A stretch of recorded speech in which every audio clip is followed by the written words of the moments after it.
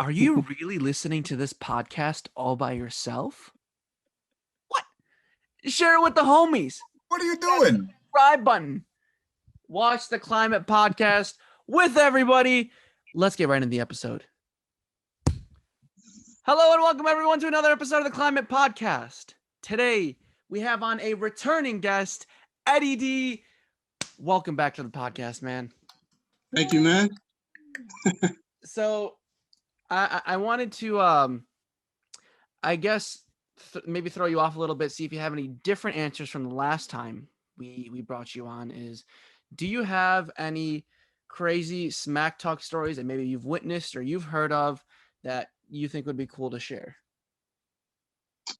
I don't know if you guys heard about the Rex Chapman Michael Jordan one. No, I haven't. I do, but go ahead and tell this story. It was a regular season game. I want to say it was the year when Michael Jordan came back for a full season. So for whatever reason, Rex Chapman just had a night of his life. Like he had like over 30. He was hitting threes on Michael Jordan. He had like 6 threes. Yeah. He got in Michael Jordan's face and said, "Who the hell do you think you are?" and all this stuff. So then later on in the playoffs, of course, the Bulls swept the Miami Heat. What? That's hilarious. You know, that reminds me of him talking smack to Michael Jordan's face. I was reading about Kwame Brown today and about just the mental toll that Michael Jordan had on this guy. It was like he was saying that he would play like scrub minutes, or like they were down by 30, coach should put him in, and then they would yell at Kwame as if the reason they're losing was his fault.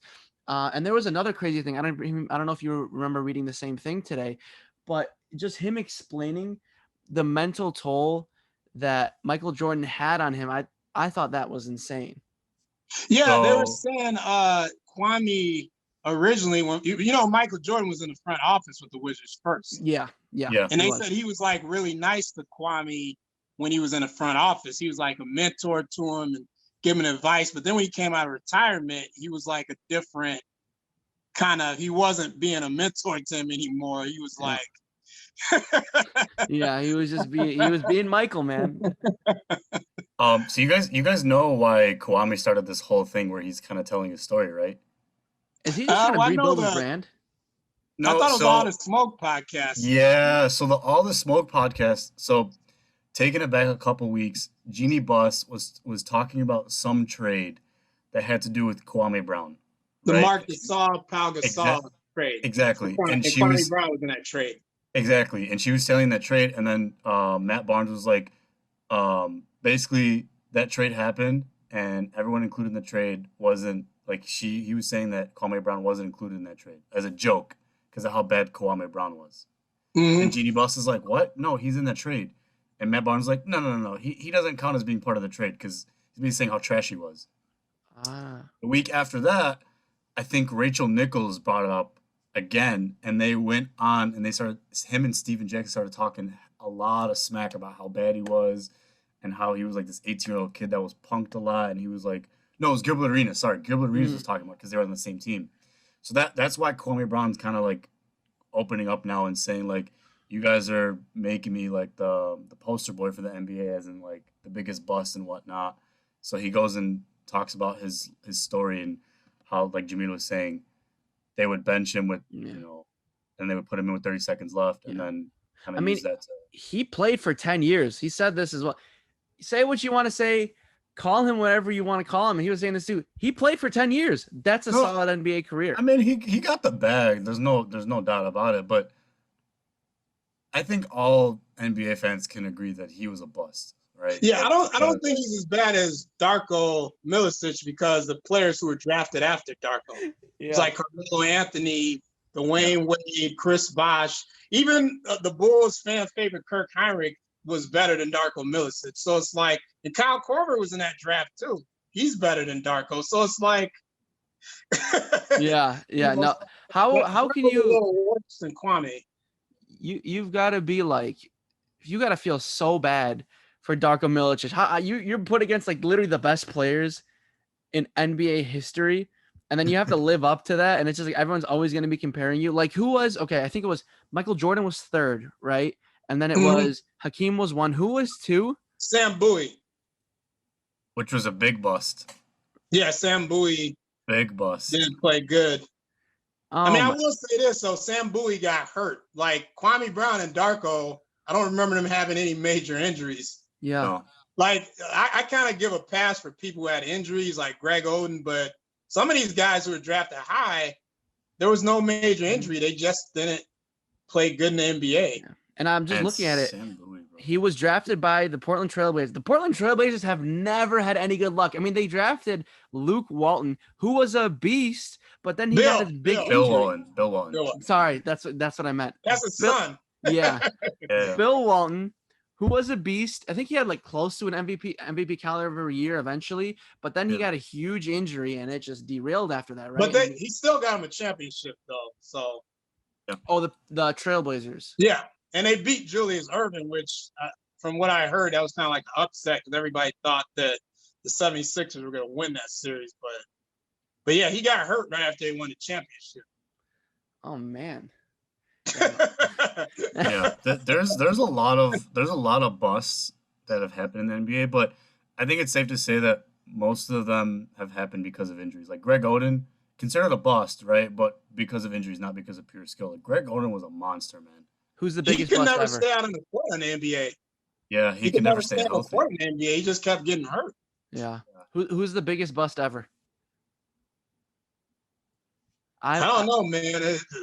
Darko's probably up there. One that comes to mind for me. One that comes to mind with me is Anthony Bennett. Oh yeah, he wasn't in the NBA that long at all. Yeah. And Jamal Murray said, he said he can play. Just said he didn't have a good NBA career. He said if you would have seen him play, they're both from Canada. Yeah. Yeah. Yeah. True. But like you said, we're not talking about a full basketball career. We're just talking about the NBA, and he obviously didn't ever live up to what he was supposed to be in the NBA. True. But yeah, I'm gonna have to think about that next time and see all the players and see really who's the biggest. He's like more recent. I'm sure there's more people I can think about. That's true.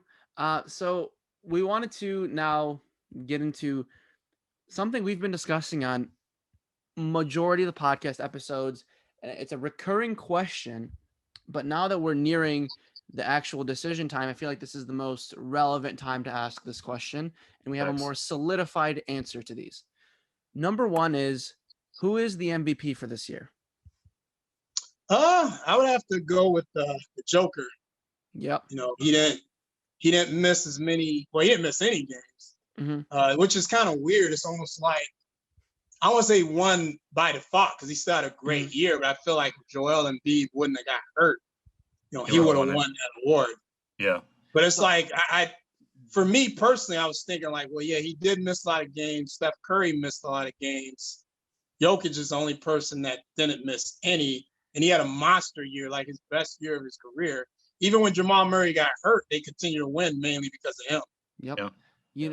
I want to preface this by also saying I think NIKOLA Jokic should win MVP, and I think he will. But I was talking to my brother today, and I was saying that had Steph Curry made the 8 seed, he would have had a legitimate chance of being chosen as the MVP. But I think they voted. I want to say before the play-in tournament. I think already. I think they already cast votes before the play-in. Okay. So I know you mentioned Joel Embiid, had he played the whole season, might have been chosen.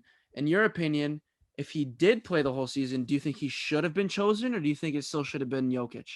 I think Embiid, because Philadelphia had like the best record. He came in the camp in shape. Finally. Yeah, finally, right? He didn't take as many threes this year. He was just so dominant. He's taken the game a lot more seriously, right? He's not, like you said, taking a lot more threes. He's back to the basket. No one can guard him pound and pound. Another thing, too, I would like to say is they did put better players around him. I never liked the Al Horford Embiid pairing because as soon as they signed Al Horford, I'm like, he's a center. Like, why are they – I'm like, I don't think him and Embiid can play together. And everybody was hyping it up like they could. And then once they were out on the floor, people saw, wow, these guys can't play together. So it's like, didn't he get paid like a crazy amount of money too? Yeah.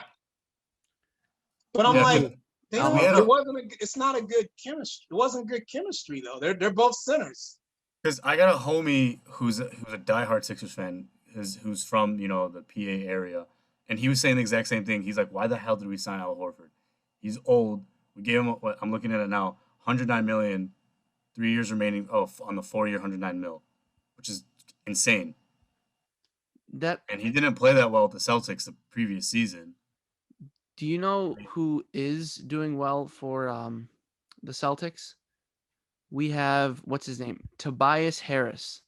Tobias Harris is so. You mean Philly, right? Sixers. Yeah. Wait. What did I say? The Celtics. Oh, sorry. No, I meant Celtics. I don't know why I had even said Celtics. Yeah. Tobias Harris has been so crucial to that team because, as you said, like Al Horford didn't really work out, and now you look at this lineup where you can actually have Ben Simmons play the point guard, and you can have everyone else space out. Because you don't have to have him should be the shooter. You don't have to force him to have a jump shot. The whole reason it's hard for him to work is if you don't have 4 shooters on the court when he's on there, he has nowhere to go. He can only do so much in a crowded, painted area. Then he becomes useless. But now this year, he's been doing pretty solid. Yeah, I like the way they built their team. I don't know if you guys remember a few years ago when Embiid and Simmons were younger. They had a bunch of shooters. They had like Marco Bellinelli, JJ Redick, Ersan Silva. And it was like they were so tough to guard because it's like you had all these shooters around Embiid and Simmons. Yep. Then year after year, they just lost all their. It was weird. It's like all their shooters left. Yeah. And then it was harder for Simmons and Embiid to play together until this year. Honestly, like a lot of people forget, man, is the Sixers, had Kawhi not hit that crazy clutch lucky shot, the Sixers, honestly, I truly believe that they would have won a championship that year. They would have beat that team because like Clay got injured, KD got injured, right? Oh yeah, I forget. Yeah, they would have won that year. They would have beat the Warriors 100%. They would have had a championship. And the fact that they broke up that team with Jimmy Butler, I don't know, like probably because of money and politics and all that stuff, like it usually is. But they should have kept that squad together and just added the shooters that they have now. I think that team would be just as dangerous, if not more. I think the reason they broke it up and the fact that they could have went to a finals and they still broke up that team has to do with the fact that people don't like Jimmy Butler's winning attitude. I think that's just how it is. Jimmy Butler is so he's an acquired hustle and winning oriented, and I feel like the Heat is the first time I've seen him, and I'm like, okay, I think this is where he's meant to be. No, that fits That fits his type of culture. That fits his basketball. Right? But he kind of got that from Chicago because that's how Chicago used to be under Tom Thibodeau. That's how Thibodeau was. Yeah. That's and Jakeem Noah was like that. Like they had all these tough-minded Taj Gibson. Like their whole team was a bunch of tough-minded brute guys. Chicago. Up until these trash Bulls, we were known for the grimy, down in the dirt type of defense where we're just gonna outwork you, out hustle you. And that's exactly what the Knicks are. That's what the Knicks are doing. Yeah, exactly. That's a good point.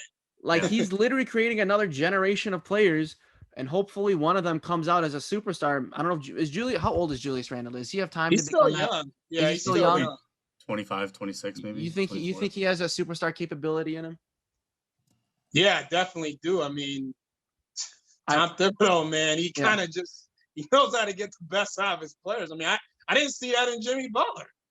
And Jimmy Butler's carried that when he went to Minnesota, they got better. When he went to Philly, they got better. When he left Minnesota, they got worse. They definitely got worse in Philly when he left. Yeah. When he went to Miami, they got better. So he's carried that kind of mentality that he learned in Chicago to every team he went to. Yeah, that's true. Why do you think it is people don't like his mentality? Well, I think it was just mainly Minnesota. I still haven't heard anybody in Philly complain about him. They said the real reason they couldn't keep him because of the Tobias Harris and him were both free agents, and they can only pay one of them, so they paid Tobias Harris's ass. Yeah, well, I mean, I mean, he's played well. So he's definitely earned that spot. Yeah. But Minnesota, they're a bunch of young guys, and I don't think they were used to a player like Jimmy Butler. Yeah. I know he was giving it to Carl Cat Anthony the other day. Towns and Andrew Wiggins and Did you guys hear the soundbite? What Yeah. he said to, "I punked your ass once, I'll punk it again." I heard it. And then he said you soft as baby shit. I'm like, that's Yeah. an oddly specific insult. Yeah, And like, then he who said says the that? loser. I kept hearing, "You're a loser. You're a loser." He kept saying Yeah. that. That should be honestly. That should be our trash talk. That should be the smack talk story that we should You're a tell in the loser. beginning. Yeah, you're a loser. You're soft as baby shit. Like what? I feel like on a person like Cat, he's saying it so targeted at him because I feel like just looking at his facial expressions and how he is around other people, I feel like that stuff works. Like I feel like if you say that to him, that'll legitimately get to him and change his mindset. But also, you also need to we also are forgetting that man went through a lot. Yeah, he lost 2 people in his life during COVID, right? He did. He lost. He lost more. He said he lost like a lot of family members to extended members. Wow, multiple members to COVID. Yeah, dude. This is crazy. That sucks, man. Anywho, let's move on to defensive. Yeah, I think Jokic is the unanimous decision amongst the three of us. Jokic. Defensive player of the year. Ooh. Okay. Eddie D. Who do you think? I'm definitely no hate against Lou Dort, but he's on one of the worst teams in the NBA. Yeah. Yeah. Dude, they have draft picks for people that is like Jamina's little brother's age. Dude, they have draft picks for 15-year-olds. These sixth graders better be good, man. These sixth graders better step up their game. Jameen was telling me this a couple weeks ago. The Sixers or the Thunder have how many draft picks, Jameen, in the next? Oh yeah, they're gonna be loaded, bro. They have like half the draft picks or something crazy like that. The whole NBA is gonna go to the Thunder, but and I think that's really, really cool because now what's gonna happen is this, right? Players have to work hard to be at the top of their high school game so that they can get recruited to a top college. And then in college, it's even harder because you have to be the top, 0.1%, 0.01% of college players to get in. Mm-hmm. And now what's going to happen is you are going to go on a Thunder team with a solidified roster of, let's say, 6 of the 12 players, right? So if you're going to draft 4 players or let's say 14 players over like 3 years, you're going to have 14 people who now made it to the NBA who are going to be fighting over 6 spots. That team has no choice but to be amazing. Yeah, and that changes the culture of it too. It becomes very Heat-like, where all you guys do is compete, all you guys do is work hard and fight for each other's spots. Well, they have a good track record too of building. Look at the players that have been on that team in the past that they drafted. With Harden, Westbrook, Durant. I know he's a role player, but Serge Ibaka is like a great role player, and they drafted him too. So it's like they know how to draft people. Yeah, most definitely. Steven Adams was another one. I think they drafted. Oh, I forgot. Yeah, they traded Kenneth Perkins. After I think Steven Adams was part of the James Harden deal, but he was a draft pick that turned into Steven Adams. Oh, okay. Anyway, so who do you guys have for Defensive Player of the Year? I'm going to give Utah some love because I know no one is taking them serious. Yeah. I'll give Rudy Gobert because I know Donovan Mitchell's not going to get any love with anything. So I give Yeah. I would agree with Rudy Gobert. What would you say, Abe? I'm going Gobert, Rudy Gobert. It's funny how nobody even hesitated to even think about Ben Simmons. And I agree. He's a great defensive player, though. I mean, he's one of the only players I've seen lock up Luka one-on-one this year. The first game. The second game, Luka must have watched film because he was able to get to all of his spots against Ben Simmons. The second time they met, that first time they met, he was having a hard time getting around Ben Simmons, which is, Luka, it's not really Kawhi Leonard and Paul George are having trouble guarding him in the first round. And they did last year too. So it's like, that's good defense. Yeah. And I'm looking at NBA.com's top 5 for candidates. They have 5 Miles Turner, 4, Giannis, 3, Joel Embiid, 2, Rudy Gobert, and 1, Ben Simmons. And I wanted to ask myself, because I know you kind of threw some shade at Lou Dort, but I do believe he deserves to be in the top 5. And I think he deserves to be 5 instead of Miles Turner. And I think what Miles Turner did earlier this year and is what Ben Simmons also did earlier this year. And I think a couple other people on this list A couple probably other did as well. people did it too. Draymond Green is the greatest all time. Yeah, Draymond Green. He said they're all saying that they're the best defenders. Like they're trying to take advantage of this media thing where, oh, by the way, guys, remember me, so that they can try to hype up the media. And the media is essentially who chooses the defensive player of the year. Oh, yeah, definitely. Yeah. So do you think that Rudy Gobert will actually end up winning? He probably, I don't know, actually. It will be between him and Ben Simmons because they have the best records in their conferences. Yeah. So like I said, I'm not hating on Lou Dort. It's just I've never seen anybody on a bad team like that win Defensive Player of the Year if you go through any year. Yeah. And it's not his fault, obviously. They're trying to rebuild on purpose. Like you said, they got a million draft picks. Yeah. So I'm sure when they start winning, he's gonna get his just due. Because in the playoffs last year against James Harden, even though Harden was scoring, that guy can move his feet. Yep, that's true. Okay, so the next one we have on here is Coach of the Year. Didn't the 76ers get a new coach, or am I tripping? Or was that somebody else? Yeah, Doc Rivers. It was Doc Rivers, right? I don't know. I might. From what I've seen, the top 3 looks like this is on some Instagram page, so I don't know how reliable this is, but was it Kenny Atkinson, the coach of the Jazz? No, that's is it Snyder? Yeah, Quinn Snyder. Yeah, Quinn Snyder. Yeah, thank you, Quinn Snyder. So I seen it was Quinn Snyder, Tibbs, and who was the third one that I saw? Probably Monty Williams. It has to be Monty Williams. Yeah, Monty Williams for the Suns. Yeah, I think those are the 3. The NBA.com released the 3 finalists. I honestly think it can go any way. It can go either way because they all did a great job. Yeah, all 3 of those turned those teams. Well, obviously with the help of their players, but turn those teams into winning franchises because before they weren't, number 2, number 1, even the Sixers were number 4 or number 6. Yeah. So I would like to see Tibbs win because that'd be amazing. Yeah. Go ahead. Okay. So as soon as I said Doc Rivers, I looked and I said, oh no, I take my choice back. I want Tibbs to win. And I think he will. And here's why. So we have Quinn Snyder, number 1 for the Jazz, and we're in second seed Suns. We have you said the Suns. What's the Suns coach? Monty Williams, number 2. And here's the reason I don't think those 2 will win. Quinn Snyder's already been there for a while, and that team has already been developing for a while and already has great. I was getting ready to say that. You read my mind. The Suns, it's everyone knows probably the biggest reason that the Suns did so well is not the coach. It is probably because of Chris Paul. CP3, yeah. Right?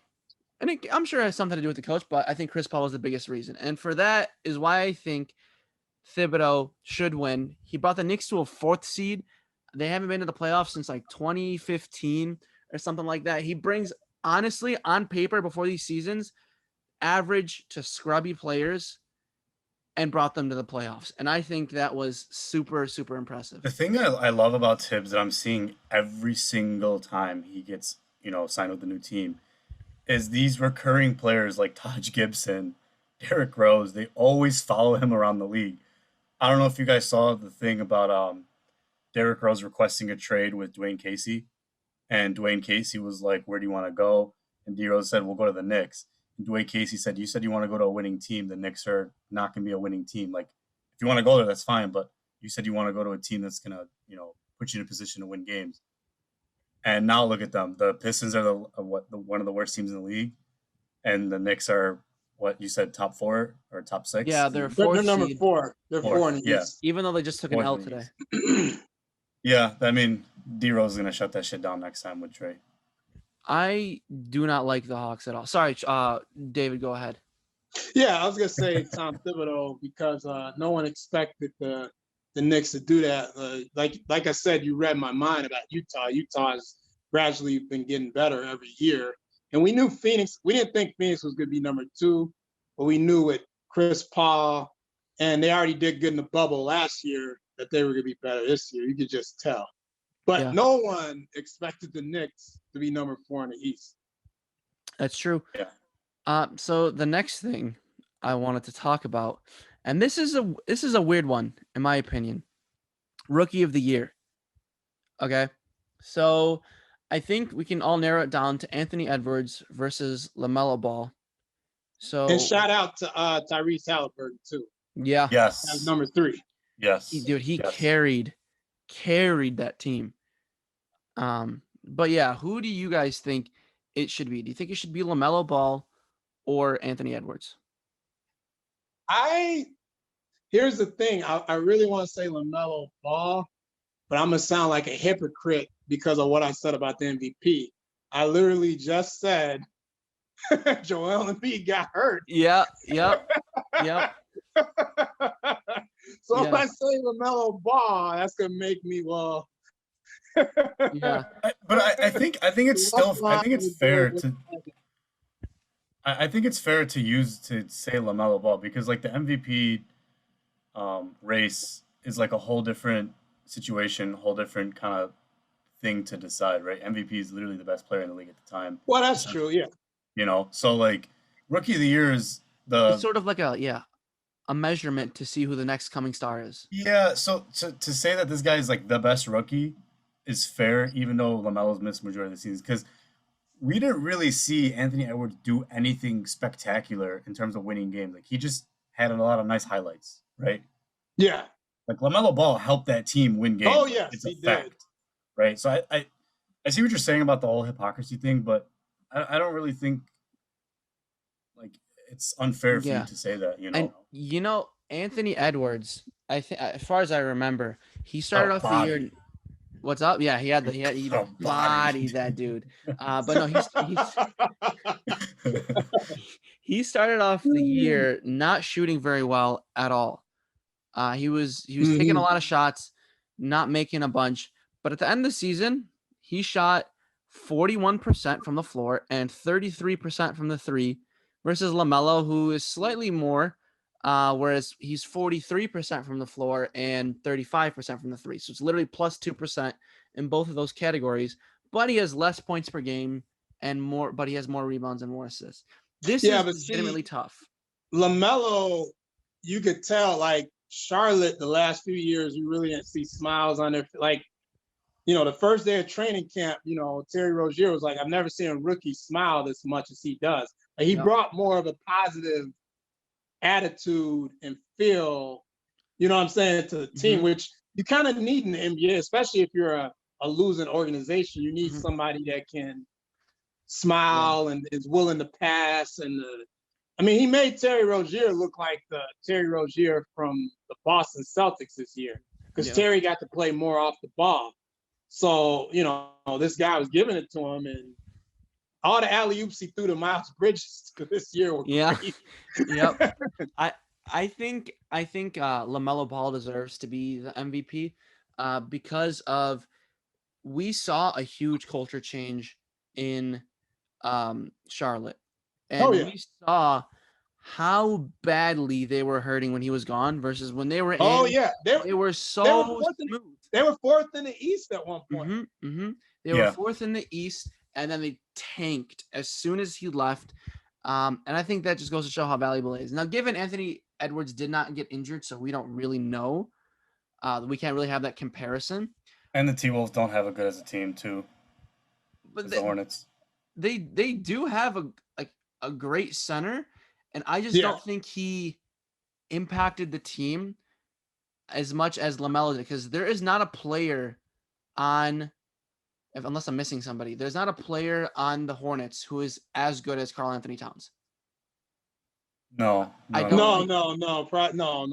guy's pretty good, man. And I don't. Minnesota's just a terrible, organization. Yeah. I don't know if you know the history, but other than when Garnett was there, that was the only time the organization won consistently. After Garnett left, they were losing They won 1 year when Jimmy Butler was there. Yeah. Ever since that, they went back to losing. Mm-hmm. Did they have Sam Cassell at the same time as KG? For a few years. Okay, so was it Sam he was Cassell? hurt. He was hurt in the playoffs when they played the Lakers, so that killed them. What's Sam Cassell? I know we're going on like a lot of tangents here, but what's Sam Cassell's nickname?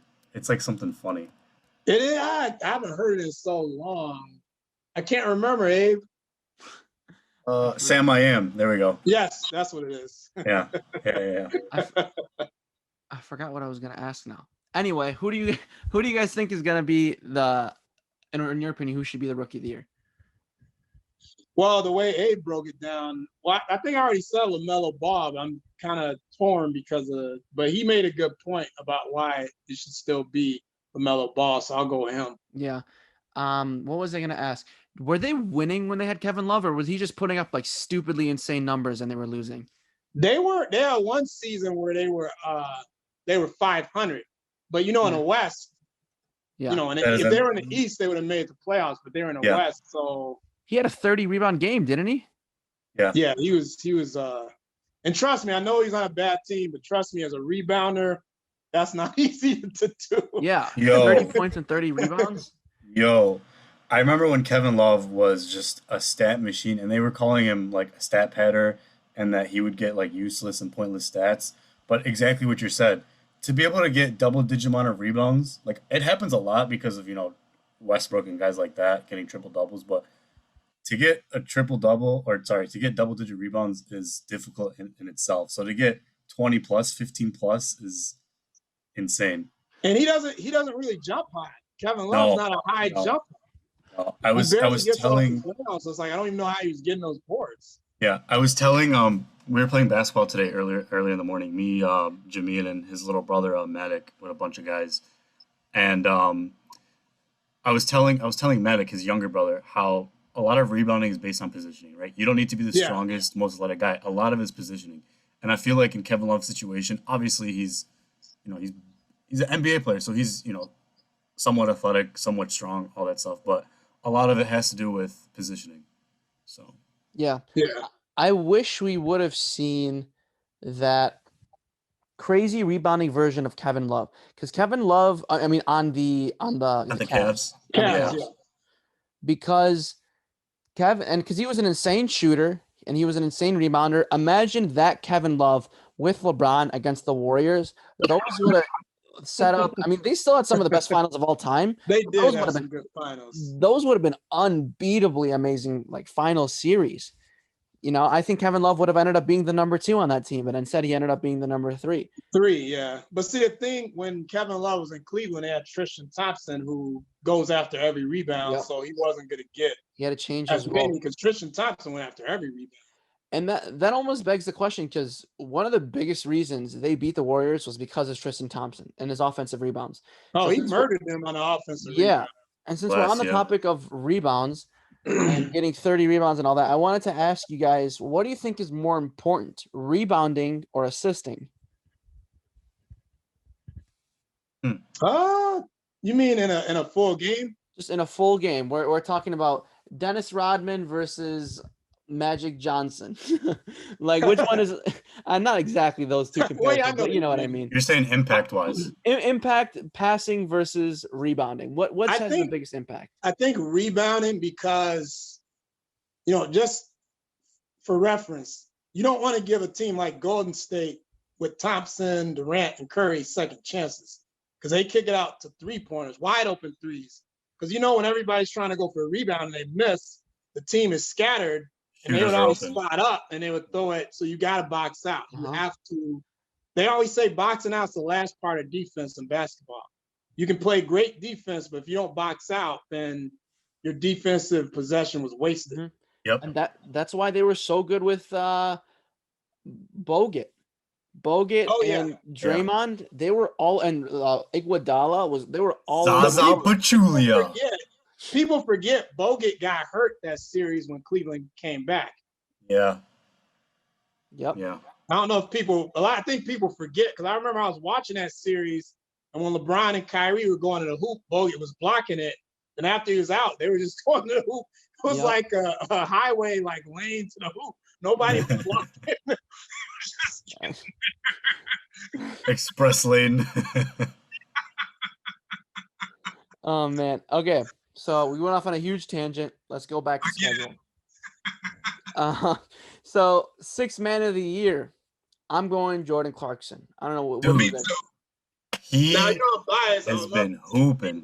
Win it, but I think Jordan Clarkson deserves to win it. Yep, perfect. D-Rose should have won a couple years ago if he wasn't going to win it. I forgot which year, but there was a year that he was killing it as a 6th man. Probably one of the years in Detroit. Okay, yeah.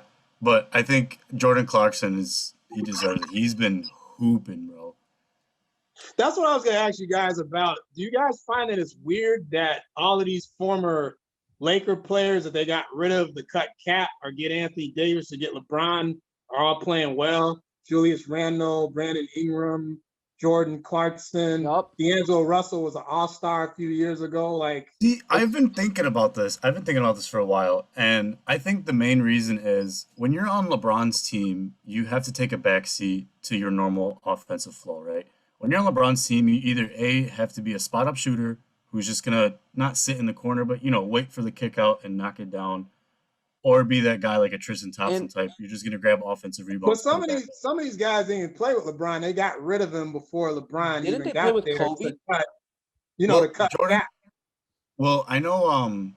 I'm thinking of like Brandon Ingram and like Lonzo, and Randall. No, Randall they got didn't rid really. of Randall didn't play. Randall didn't play with. Randall he played didn't with Kobe, but he didn't play with LeBron. Yeah. The other one I was thinking of is Kuzma, but that situation's a little different because he had to reinvent. He's impacted more by Anthony Davis being there than he's not getting the same shots, the same opportunities because he plays the same position as Anthony Davis. Yeah, that's true. Okay, so who do you guys predict will be the finals matchup? Y'all can go first. I have no. So I've been saying this the entire year, and I'm looking at this Western Conference, and I think I'm still going to stick with it. I think the people who have the highest chance in the Western Conference are the Clippers. Even though they just lost game 1, I think the Clippers have a very solid chance, and they were very calculated in dropping to the 4th seed because I think they did it to avoid playing the Lakers. But see, I didn't like that move because Dallas has given the Clippers problems ever since the bubble last year. They gave them problems. They beat them by 52 this year. Yeah. So it's like, why would you want to play Dallas, who's giving you problems 2 years in a row? They have no answer for Luka. They try to double team him. He's 6'8", 6'7". He's passing right over them. Mm-hmm. Then you try to put a regular guy on him. He's hitting step backs, hitting floaters. Yeah. He's posting up Patrick. He's posting up the little guys. So it's like they're gonna have to figure out how to guard him, or they're gonna be going home. Yeah, because I'm looking down this list. I don't think the Jazz will make it. I don't think the Suns will make it. I don't think the Nuggets will make it. I think the Clippers have a chance. I don't think the Mavericks have what it takes. Maybe the Trailblazers, and the second most probable, I would say, is the Lakers. Abe, I don't want to answer, man.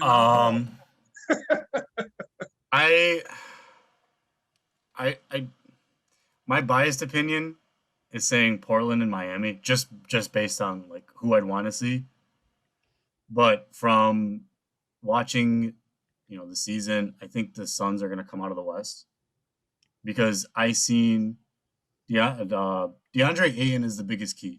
If they go to the finals, DeAndre Ayton needs to play like a great big man. Okay, and then it's a toss-up between Brooklyn and the Sixers, depending on if they find an answer for Joel Embiid. I was going to say that, too, in the East. Like, how is Brooklyn – Brooklyn's a small team. If they have to play the Bucks, Giannis and Lopez get a lot of offensive rebounds. Are they going to be able to – you know what I'm saying? Like, slow them down with the rebound. And same with Embiid. How are they going to – Here's the thing. That's why I'm not worried about their offense. They're going to be able to score, obviously. But the thing is, the Heat beat them last time, the Bucks. They upset them last year in the bubble, right? Granted, a lot of different things happened in the bubble. Yeah, the Bucks didn't play good in the bubble at all. It was a little weird situation, but I have faith in Jimmy Butler and I have faith in his defensive ability to guard Giannis. I'm not gonna say he's gonna shut him down because it's Giannis; it's hard to do that. But he's gonna give him problems. Yeah. The reason I was picking the Bucks to beat Miami this year, mainly Drew Holiday, and then the Bucks are gonna be mad that they just lost them last year. And sometimes you have those motivational series where like we got beat them because they embarrassed us last year. And you know what? I said it once. I'll say it again. I think the Heat did so well because they were in the bubble. They ain't in the bubble anymore. They're not. And I think the players who I feel like maybe increased their playing potential because they were in an empty arena probably won't be able to do it to the same degree, especially now that Drew Holiday is around. Well, I will say this about you guys know how I feel about Drew Holiday. Yeah. Okay. Miami Heat, they were I'm not trying to call out some of the other NBA teams and saying they're soft because I know people are going to think that. Yeah. Miami is a very hard-nosed team, and the bubble was like made for a team like them, whereas the Clippers, they needed that home crowd in a game 7 against Denver. Yeah. I don't think Denver would have beat them in the Staples Center with the crowd going crazy in a game 7, but they didn't have that, and that hurt them. Yep. Whereas Miami, if Miami wants to play on a dirt road in basketball, they're probably gonna kill everybody because they're just that Pat Riley mentality, and you know how they are. Yeah. Udonis Haslem and I was just showing my wife the video of Reggie Miller against the Knicks, 13 seconds, 8 points. And you brought up Pat Riley, and I just seen Pat, like, I remember watching the video, and Pat Riley was on the sideline going, like, he couldn't believe that, not only did John Starks miss both free throws, but that Reggie Miller pushed, he pushed the heck out of, I can't remember who it was. He pushed somebody, but I know Greg Anthony that it might have been Greg Anthony. Or was it Greg Anthony that had the inbound pass that got stolen? I can't remember. I've seen it so many times. I should know who it is. Yeah, I've seen it. But I remember because we were watching. This is a huge tangent. I'm sorry, but we were watching some game, and she was like, "Do they have time to come back?" And I was like, "Realistically, no, but it's happened before." So I was showing her, Reggie Miller and then T-Mac 35. 13 points. T-Mac, Mike. Things like that. Yeah, crazy. That stuff is unfair. Okay, let's move on. And we want to talk about the impact that these players had and did to basketball. And I notice you have a lot of Muslim players on here. I think for like 5 out of the first 6, which is Muslim. Crazy. Yeah. And I was even thinking about today, a Muslim lineup would be what we'd have, like Kyrie Irving, and then we have like Kareem and Hakeem, and then you can also have Mahmoud Abdul-Rauf. And you can also have Yusuf Nurkic and Enes Kanter. Oh yeah, I heard Steven Jackson converted recently. Yeah, Steven Jackson. Steven Jackson, just all of that. I think would be a solid team. But anyway, let's go down this list. So we have Kareem Abdul-Jabbar. Abe, what did you want to mention about him? So a lot of these guys, I just want to bring up the impact that they had on social justice. I wasn't really planning on bringing religion into it just because that's a whole different discussion on its own. Just because I think the more important thing to focus on is these guys' impact on fighting for minority rights, and more specifically is, Black American rights. So I know Kareem Abdul-Jabbar was one of the people at that iconic press conference with Muhammad Ali, Jim Brown, and Bill Russell, and then behind them were a bunch of other notable Black athletes and activists. So I think the biggest thing with those 4 guys that I mentioned, Jim Brown, Muhammad Ali, Kareem, and Bill Russell, is these guys were willing to put their careers at risk in order to fight, the good fight. And I think that in itself is something that we should talk about. And I mean, especially for you, Eddie, being, a Black man, and you know more than anyone what it's like dealing with a lot of this stuff, just because, we're not Black, so we don't really understand what it's like. So I thought it was appropriate to bring this stuff up and what it means to you to see these guys with the platform and the money and the reach to be able to talk about something knowing that it's going to risk everything that they've worked for? Well, I would say nowadays is different than it was, when Michael Jordan and all them played. Like, they were kind of afraid to speak about that kind of stuff for some reason in the 90s. Like you said, before the 90s, Kareem and Bill Russell, all those guys were outspoken, but for some reason in the 90s, it was almost a hush on that kind of talk. Nowadays, you can talk. But back then, Craig Hodges, I don't know if you guys read the whole story. Craig Hodges got blackballed from the NBA for sending a note for somebody to give to the president about what was the president going to do for Black America. He couldn't get an NBA job.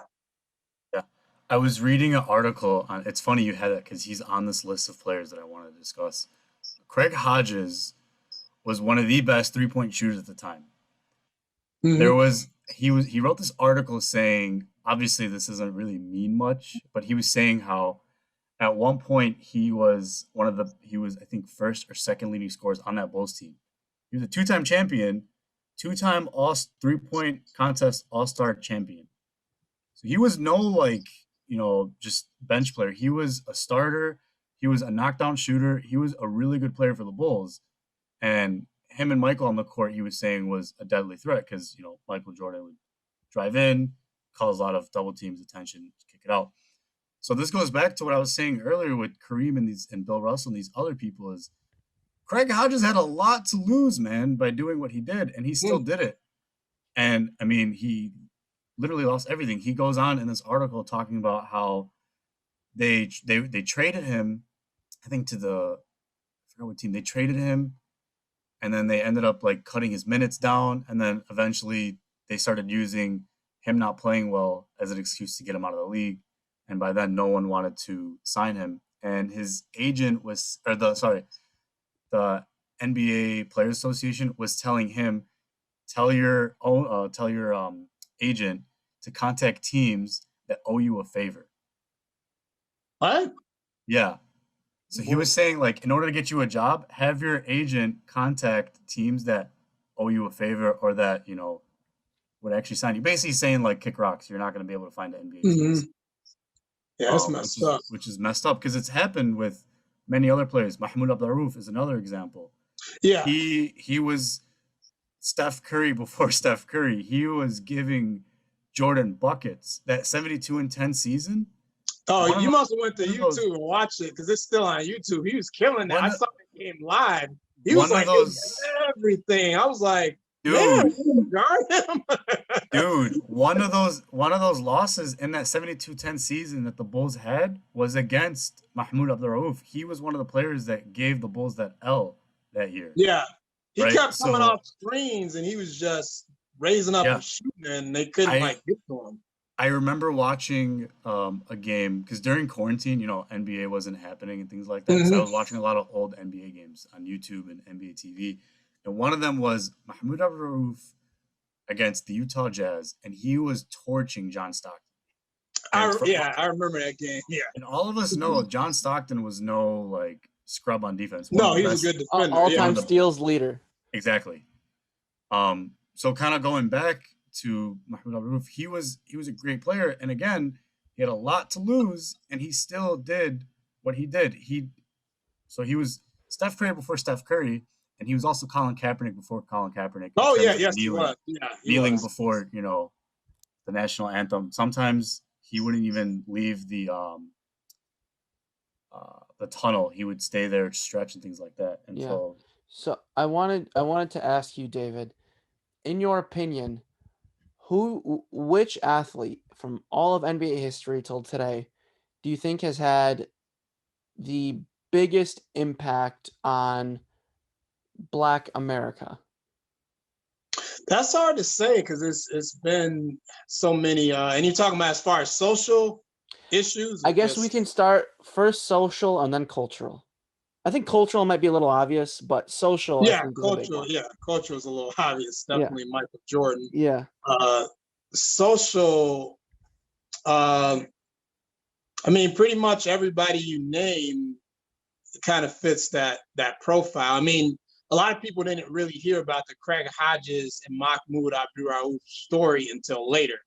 That's the only thing. That people didn't know why Craig Hodges wasn't in the NBA. Mahmoud Abdul-Rauf, can't even pronounce his name. Mahmoud Abdul-Rauf got traded to the Sacramento Kings, and they wouldn't put him in a game. It was like, but he was still like in his prime. He couldn't get off the bench. Yep. So like, I think when that happened, I kind of knew something was fishy. I mean, I was real young. I'm like, why is he not playing? And I know he can hoop. Yeah. And he's still killing dudes in the big three. Still killing dudes. That's what everybody was saying. I haven't seen it, but everybody was saying that he still has still killing dudes with the gray beard and everything, bro. Killing dudes. Oh man. But quick story. I was on this call with a local organization. They do a lot of charity work, a lot of fundraising for stuff back home. And he jumped on the call to kind of motivate, the volunteers to fundraise. And he was talking about exactly what we're talking about, how what we're doing and what he was doing is basically the same thing, risking, obviously to a more extreme extent what he was saying, but he was using it to motivate us. But he was saying how he was risking a lot of his professional stuff to do what's right for his people. So yeah, it was cool, hearing from him on like a Zoom call. Anyways. I was gonna say though, this guy's a basketball player, but he definitely, did a lot. Obviously, you guys know who I'm gonna say, Muhammad Ali, as far as social stuff and talking about how Black people are treated in America and saying it's not right, and he lost his boxing license at one point. So yeah. What's cool now is, so before you only saw it from Black African Americans, right? Mm-hmm. Now I think we're seeing not only the Kyries, the LeBrons, even the Doc Rivers. You're seeing it from other guys who are not Black, like Kyle Korver. I was just about exactly that. Kyle Korver. I know what's his name is a light skin, but it's Van Vliet. Van Fleet. Yeah. So that's another guy that comes to mind. You don't really see only African Americans now. You see other minorities. Well, Greg Popovich, even before this movement, has always been very outspoken. He's always very outspoken. Yes. I was talking to someone about this the other day, and I want to see if you agree with me, David. And because it's obviously a given that pretty much all Black people are going to support the Black cause, and pretty much all Palestinians are going to be supporting the Palestinian cause, and everybody is going to be supporting their own cause, and that's obvious. And I was arguing the other day that the most important people when it comes to these causes are the people who do not fit in that, realm. We're not associated with that race or that minority. I actually agree, because when you saw on the Black Lives Movement, when you saw all the people protesting, it was all different kind of people. Mm-hmm. Yeah. Because like you can sit here and you can have Palestinians all day in the streets protesting for Palestine. But when the way people start listening is when they see people who aren't Palestinian talking about the Palestinian cause. Today I saw this video of this African American guy in the middle of this ginormous crowd of a Palestinian rally, and he was saying how Black people and Palestinians and Arabs in general have always stood together through times, through oppression, things like that. And now more than ever, Muslims and, African Americans need to stand together for not only their own causes, but for each other, right? Yeah. So when I would see my own people, Palestinians, Muslims, Arabs, standing up for Black Lives Matter, rightfully so, they should. Yeah. It's amazing to see that. And vice versa. When I see African Americans doing the same thing for what's happening in Palestine, it's just, you have allies in other races, other ethnicities, other cultures. You know what I think too, Abe? I think a lot of times they try to make things like that political, but it's really human rights. So I think the people who can separate politics from human rights, they're more quicker to jump in and fight for what's right, because there's a wrong they see it. Right. Because they see it as, like, for example, if I'm a Palestinian, right, which I am, obviously, I'm a Palestinian. My people have been oppressed since, 48, Jamian? 1948. 1948. I mean, that's not as long considering African Americans have been, They've been through it, treated. man. They've been through it. So if I'm a Palestinian, I know what it's like to be oppressed. So when I Oh, see what's happening with African Americans, obviously I'm gonna jump to the side and be like, "Yo, yeah. I know what y'all are going through. I'm here to extend my The hand," and vice versa. African Americans do the same thing. So they know what it's like. So when they see a cause, they don't see it as only a Palestinian issue. They just see it, like you said, a human rights issue where these people are being oppressed. Let's help them. the most I mean, I can go on and on and on all day. I was talking to a news reporter from my school about the intersectionality of Black history and Palestinian history, but the most like the biggest area in which Palestinians can relate to Black people, I would say, is the South African apartheid. The apartheid in Mm. South Africa is probably the most relatable thing that the Palestinians have to Black people, and hence why they have such a long interconnected history. Like Nelson Mandela supported the Palestinians. I know Malcolm X was really big on supporting the Palestinians. And also, now that I'm looking at this, just track back a bit. I went to the Palestinian protests in Miami, and I took a bunch of pictures. And the headlining picture I put on my Instagram was actually, let me let it hopefully focuses, was actually a Black person holding up a Palestinian flag, because I felt that him holding up the flag spoke volumes. I felt that it was great that he was proudly holding our flag and that he was standing up for us, because I know that Palestinians would do the same. Whenever there's a Black cause to fight for, the Palestinians would also do it, and it spoke volumes to me, you know. Didn't you see Michael Beasley at that same rally, just watching? Funny story. I saw Michael. I was standing there. I was in Miami, and I'm looking to my right. I'm like, dang, that dude tall. I swear I've seen him before. And I'm like, nah, that's not him. And I'm looking at my cousin. I'm like, yo, is that Michael Beasley? He looks. He goes, oh my god, that is Michael Beasley. So I go walk. I go walk across the street. I don't really want to bug him, but some other guy's talking to him. He goes, yo, do you support? Can I take a picture with you? And at first he goes, don't take a picture of me with the flag. He goes, I don't want the flag in it. And then he goes, you know what? F it. And then he took a picture with the kid with the flag. And I thought that was very, very interesting, that he was at least exposed to it, because it was pretty clear he didn't really know what was going on. But then he was kind of exposed to it and learned from it. So I had a quick question. I did want to talk about Stack Jack and Kyrie and LeBron, but these guys all had the same situation. Not really Kyrie and LeBron, but Stack Jack too, where he risked a lot, to speak his mind, especially with George Floyd, and we can go on and on about that. They were best friends. They were twins, basically. I didn't even know when that first came out, the George Floyd stuff. I was like, man, he kind of looks like Steven Jackson. And then later on, I'm like, oh, they know each other, and he even referred to him as his twin. Yeah, twin. But this is something that Matt Barnes talked a lot about on All the Smoke, is the bubble was a great opportunity for guys unlike a LeBron, but he said this so many times where I almost would memorize what he was about to say, but he said normally in the NBA season you would hear from a LeBron, a Chris Paul, more notable players, right, who have TV time, who have, a lot of press conferences, things like that. But the bubble gave access and gave us an opportunity to hear guys like Fred VanVleet, Doc Rivers, guys who are not really that outspoken, right, to speak on social issues, more, Black Lives Matter issues. So that was a big thing that the bubble did, aside from the level of play, which I still believe was amazing, aside from the crowd. But I think one of the best things they accomplished was A, it was a safe environment, and B, it was a big, big platform for them to talk about Black Lives Matter with the kneeling and a lot of the speeches. And like I said, Fred VanVleet and guys like that to be able to talk. What happens is when you put players into an environment that fans are not used to, there's going to be a microscope. There's going to be a microscopic lens on these players. Everyone's going to be micro-examining them, everything they say, especially considering everything that was happening at the time. Everybody was paying even more attention to everything that they were saying, refusing to play basketball games because of what was happening in your hometown city, and then the whole league deciding not to play basketball games. And you have people in comment sections saying, keep politics out of sports. That sentence, to me, inherently makes no sense.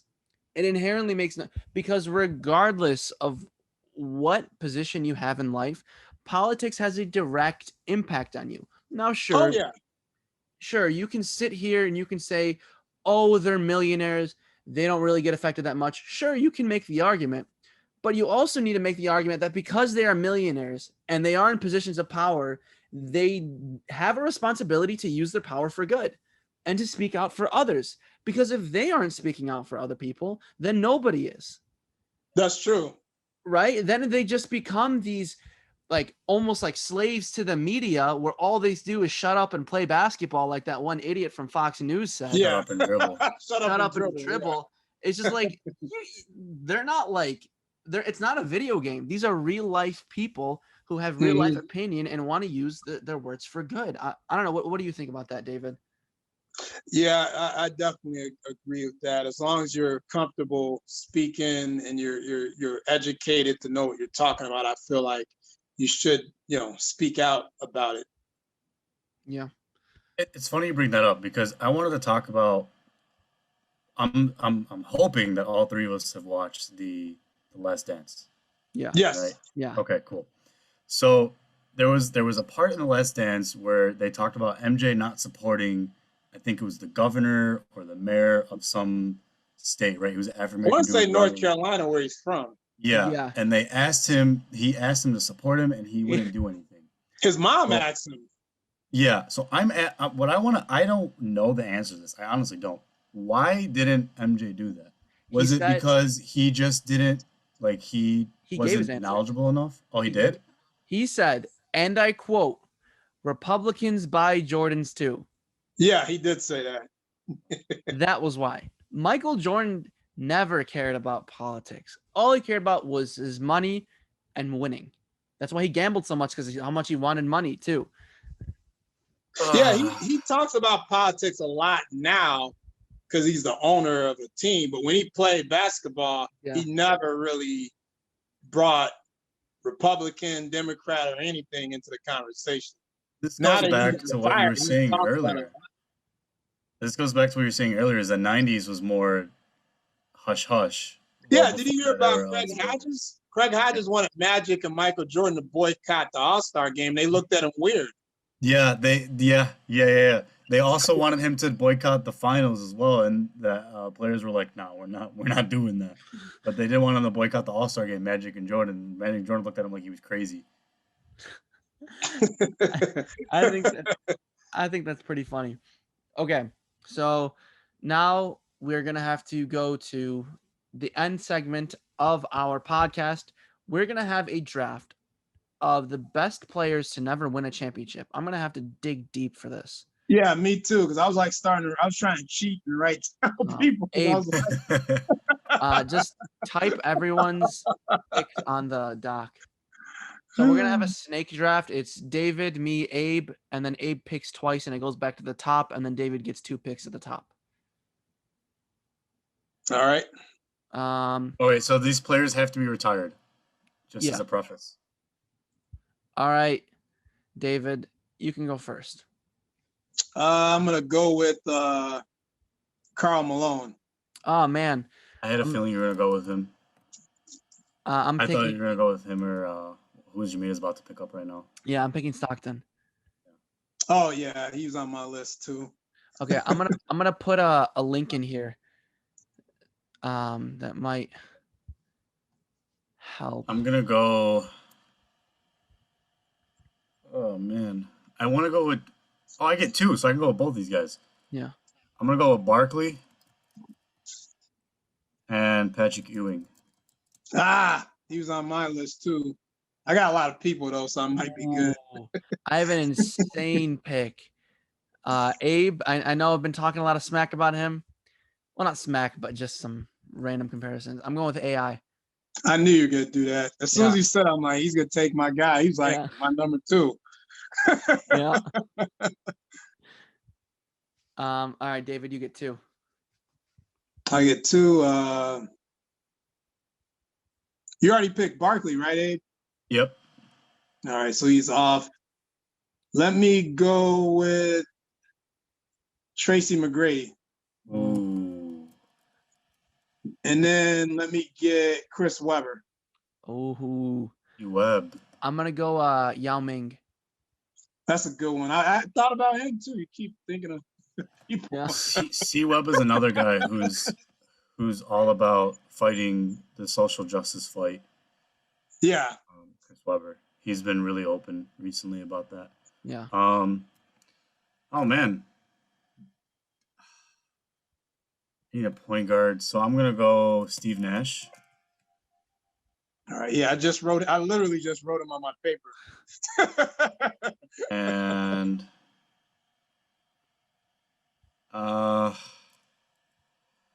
Grant Hill. Detroit Grant Hill before he was hurt, I'm sure. Not Yeah. Okay. Ooh. I'm gonna go with Elgin Baylor. Oh, I forgot about. How did I forget about him? Yeah. That should have been like my number one guy. Seven finals appearances. That man's a walking L. That's crazy. Luckily, social media didn't exist in those days. Oh man, he would have been ripped apart. Imagine LeBron going to 7 championships and not winning. Yeah, people get on LeBron now for winning and losing more. Just imagine 0-7. Oh my god. Oh my god. I think is it David? You get 2 now.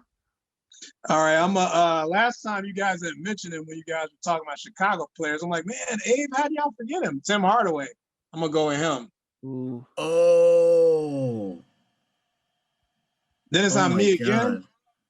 Oh yeah. I'm gonna go with Pistol Pete. That's a good one. My bad, Jimmy, for missing it. Oh, you said Pistol Pete? Yeah. All right, Jimmy, finish off your Y'all missed out. Patrick Ewing. Oh no, you already got him. Okay, hold on. My next one was did you guys pick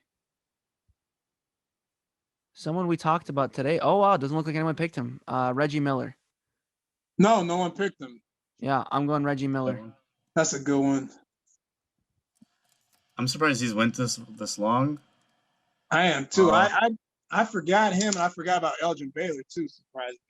Yeah, we also forgot about this guy, Dominique Wilkins. Me, my last pick. I didn't write him down. I forgot about him too.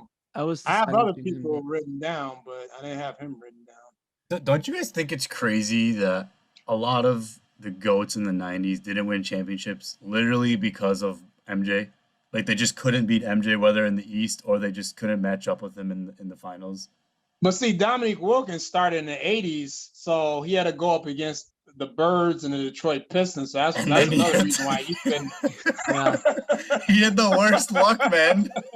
Did Gary Payton ever win? Yeah, he won one with Miami.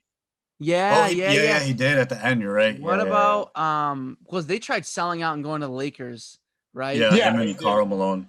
Karl Malone got hurt, and then Rasheed Wallace was banging on Slava Memphinico and Stephen A. Smith played. Did Sean Kemp ever win? No. He's on my list too. Yeah. Oh? I had him on the list. You about to pick him? Sean Kemp. No, I never picked him. Oh no. The Rain Man? Yeah, the Seattle Sean Kemp, not the heavy set Portland Sean Kemp. All right, let's talk about let's compare lineups. So you got David, you got Karl Malone, T-Mac, Chris Webber, Tim Hardaway, and Pistol Pete. Me, I got a small lineup, kind of. Very small, actually. I got John Stockton, AI, Reggie Miller, Elgin Baylor, and Yao Ming. Wow, you do have a small lineup. Yeah, and then I have the 7'6" guy center. At center. And okay, Abe, you got Charles Barkley, Patrick Ewing, Steve Nash, Grant Hill, and Dominique Wilkins. Ooh. Toss up between mine and David's team. Hey, were you trying to pick? Because I wasn't picking by position. I was trying to pick the best. Were you picking by position? True. Oh yeah, I was picking by position. That's what I thought you were doing. I was like, no, I'm just. I don't think your cousin was picking position either. Well, he most definitely wasn't. I definitely was. He's gonna have either Elgin Baylor or Reggie Miller playing the 4. I'm having AI playing the 3. Match it up against Charles Barkley at the 4, dude. That'd be funny. It's funny. Oh man. David, before we end it off, I wanted to give you a chance to ask me about any of my takes, because I know once in a while you do drop some comments in the comment section below. Was there any takes or anything you wanted to discuss on the podcast? Yeah. Now let me say this. Yeah. I love Luka Doncic. Yeah. He's one of the most exciting players to watch, but I can't put him ahead of Lillard yet. Interesting. Because he just got in the NBA. Yeah. But I think in a few years he's gonna be, ahead of him. As long as they build a team around him, they gotta build. I like Porzingis, but I feel like they're missing like one more piece, and I don't think they should get rid of Jalen Brunson either. Yeah. No, they have a nice team. They need, like you said, one more piece. Yeah. No, I agree. I'd say give Luka 5 more years. I think he could possibly go down as one of the greatest ever. But as of right now, I have Lillard above him. He needs a transformation like Steph did, get stronger. Luka right now But he's already gotten so good so quick because he had experience playing overseas. Yep. Yeah. He's also gotten an attitude really quick. He needs to cut that out. He doesn't need to get a lot of technicals. He's like almost like Rasheed Wallace, even though Rasheed Wallace like triple amounted. If you compare with Rasheed, he was like way ahead of Luka. That makes me so like I don't understand that, because Luka doesn't seem the type of guy to be angry all the time, stuff like that. But I feel like all he does is whine, so the refs are teeing him up. Whereas Rasheed Wallace was more like "F you there," like get in the ref's face, screaming this and that. Some circumstances, obviously, it was a bit rigged, but that's a whole different discussion. Well, yeah, that's because same with Dennis Rodman. Once you get that reputation of getting technicals, they can give you a technical for almost anything. Yeah. Yep. Yeah, no, I completely agree. Anyway, that was an amazing episode. Great episode. It is always a pleasure when we have you on. I appreciate you coming on. Is there anything you want people to know, anything you have going on that you'd like to talk about?